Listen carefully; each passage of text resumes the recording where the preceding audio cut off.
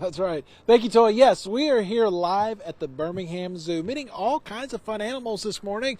Check it out. We're now hanging out with 2 Alabama black bears. That's right. That's Bety and Sassy. They're just out here. They're actually getting their morning food, their little breakfast this morning. And I've got Amy Mitchell. She is an animal care professional here to talk to us about the bears. You came up and you started talking. They just came running over here. They must know you pretty well. Yes, they do know they're keepers, and they know when we have food, they're always hungry. Yeah, and I saw y'all tossing some tomatoes and lettuce over. Is that typically the type of things they eat? They do. They eat a variety of produce and occasionally a little bit of meat. So they get all kinds of stuff like lettuce, celery, zucchini, different kind of seasonal produce.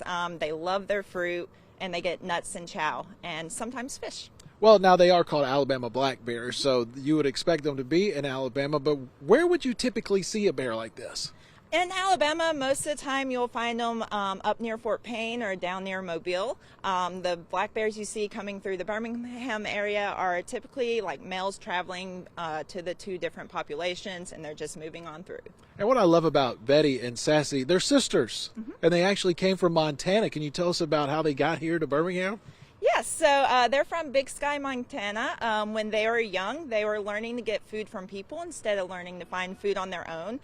So they went through rehab and re-released back into the wild multiple times, and they just kept going to people for food.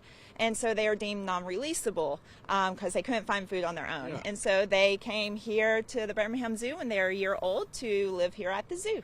Yeah, and that's kind of a good, public service announcement, if you will. You see these videos of bears getting closer to homes. What's a good way to encourage a bear to stay away from your house?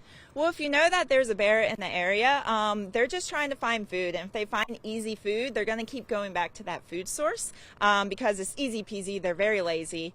So if you know there's a bear in the area, just bring all the food sources in, like pet food, if you have corn out for deer, or any other kind of food source for a bear. Just bring it inside until the bear moves on, because once they know there's no food there anymore, they're not going to stay around. All right, well, it is a great time of year to come see the bears. Look at them, how close they are. They're just hanging out with us. Real quickly, Hoots and Howls coming up. What do we need to know about that?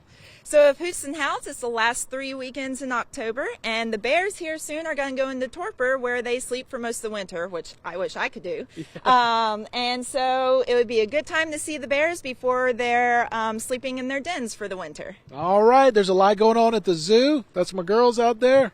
Bety, Sassy, see y'all later. Reporting live from the zoo. Russell Jones, WBRC, Fox 6 News, on your side.